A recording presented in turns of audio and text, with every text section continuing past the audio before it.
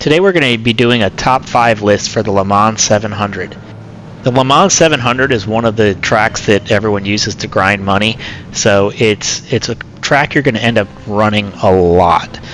Because of that, this list isn't necessarily about which cars are best, but more about which cars are just a lot of fun to take out here. Number 5 on the list for me is a selfish choice. It's the 1970 Skyline GTR. It's a car that's been in Gran Turismo before, but was never really able to be built up enough to be useful. But the car is a light chassis with a very solid design, and it handles really well. In Gran Turismo 7, it's able to be built up quick enough to compete with these cars in the Le Mans circuit. This is actually my favorite car in general. I just fell in love with it, and I don't even know exactly when, but it's captured my heart, so any chance I get to drive it in the game, it's just something special to me. And that's kind of what number 5 should be for you, is just pick a car that's something special that you may not get the opportunity to drive in real life, because you're probably going to spend a lot of time here. This car shows up in Legendary Motors and can be purchased for anywhere between $120,000 to $170,000 depending on the market price at the time. Coming up at number 4 on the list is the Lamborghini Miura. This is a beautiful car, and again available in Legendary Motors, which rotates in and out of stock. It's $3.5 million, so it's quite a bit more expensive as well.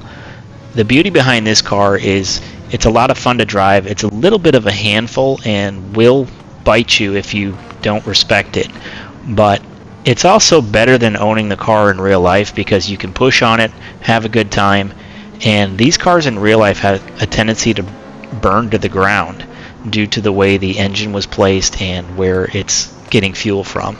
So this is one of those cars where it's better to play the game and have a little fun than it is to actually own the real life counterpart. The Miura also has a great looking interior, which makes it, an interesting car to drive.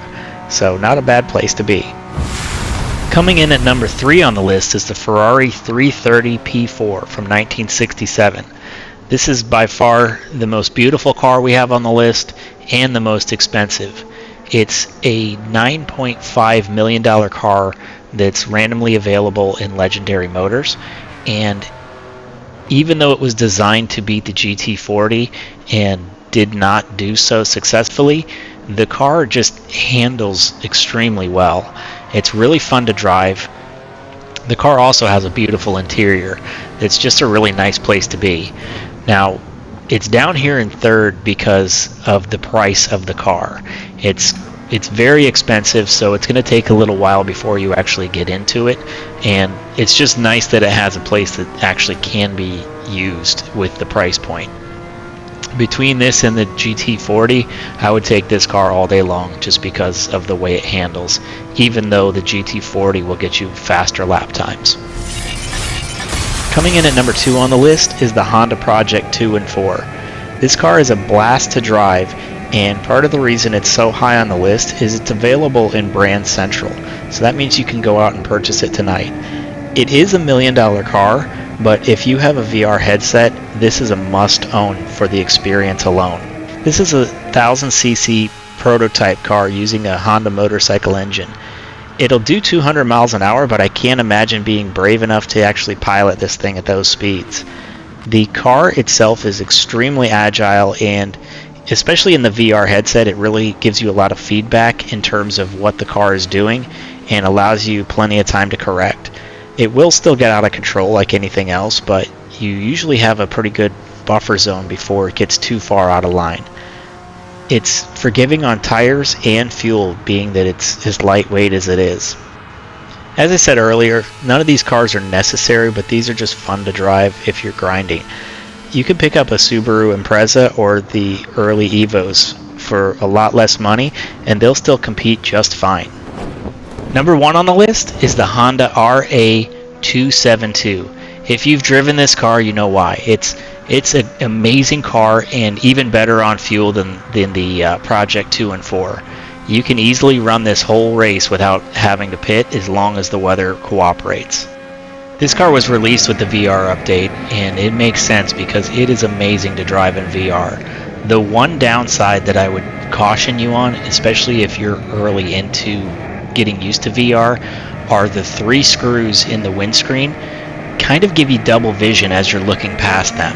So I have a tendency to see 4 screws when I'm playing the game, and it can be a little nauseating if you're not used to the system. Now, it still works perfectly fine if you're not using VR.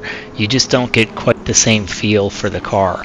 But you'll still get the benefit of the lightweight chassis that really doesn't use a whole lot of gas, and it's really delicate on the tires, so you don't have to worry about that as well.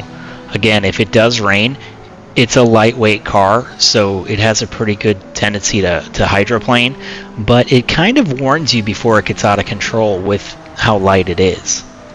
That pretty well wraps up the list. Let me know if you agree or disagree for any reason in the comments below.